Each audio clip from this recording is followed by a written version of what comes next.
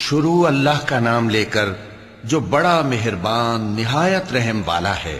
اے پیغمبر صلی اللہ علیہ وآلہ وسلم، جو عورت تم سے اپنے شوہر کے بارے میں بحث و جدال کرتی اور اللہ سے شکایت رنج و ملال کرتی تھی، اللہ نے اس کی التجا سن لی اور اللہ تم دونوں کی گفتگو سن رہا تھا۔ کچھ شک نہیں کہ اللہ سنتا ہے، دیکھتا ہے۔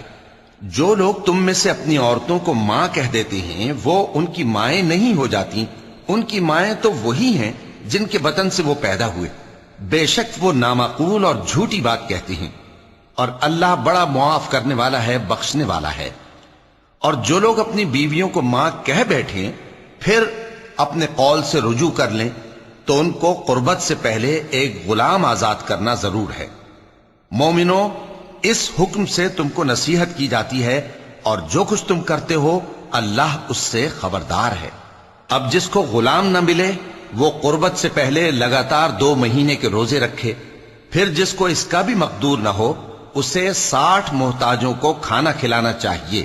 یہ حکم اس لیے ہے کہ تم اللہ اور اس کے رسول کے فرما بردار ہو جاؤ، اور یہ اللہ کی حدیں ہیں، اور نہ ماننے والوں کے لیے درد دینے والا عذاب ہے۔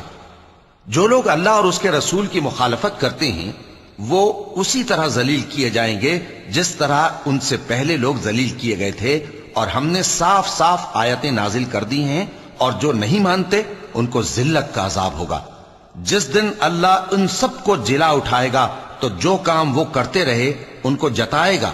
اللہ نے وہ سب کام لکھوا رکھے ہیں اور یہ ان کو بھول گئے ہیں، اور اللہ ہر چیز سے واقف ہے۔ کیا تم کو معلوم نہیں کہ جو کچھ آسمانوں میں ہے اور جو کچھ زمین میں ہے اللہ کو سب معلوم ہے؟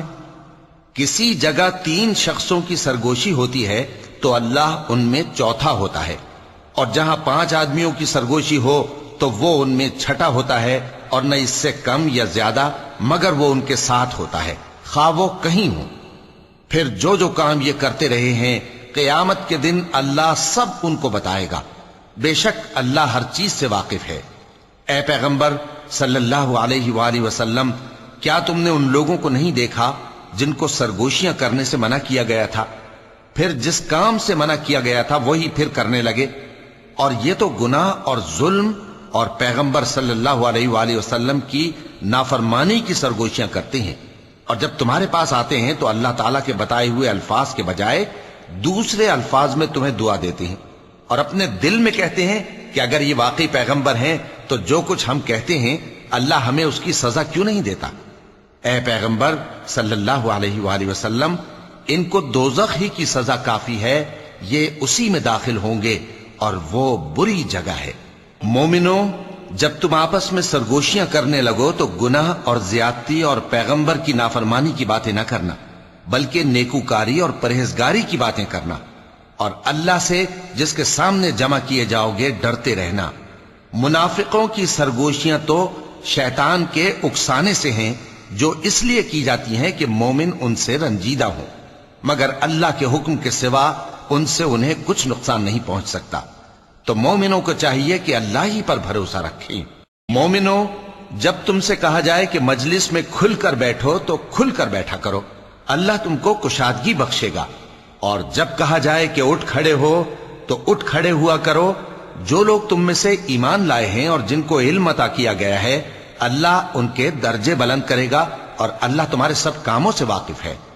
مومنوں، جب تم پیغمبر کے کان میں کوئی بات کہو تو بات کہنے سے پہلے مساکین کو کچھ خیرات کر دیا کرو، یہ تمہارے لیے بہت بہتر اور پاکیزگی کی بات ہے، اور اگر خیرات تم کو میسر نہ آئے تو اللہ بخشنے والا مہربان ہے۔